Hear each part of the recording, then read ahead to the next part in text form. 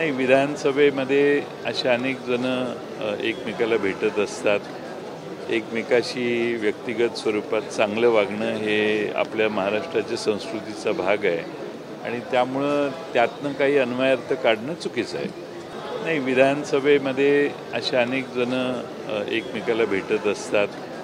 एकमेकाशी व्यक्तिगत स्वरूपात चांगलं वागणं हे आपल्या महाराष्ट्राच्या संस्कृतीचा भाग आहे आणि त्यामुळं त्यातनं काही अन्वयार्थ काढणं चुकीचं आहे.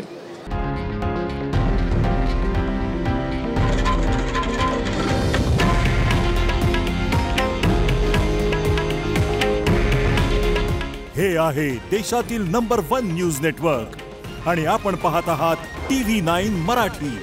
काळजी तुमची, हित महाराष्ट्राचं.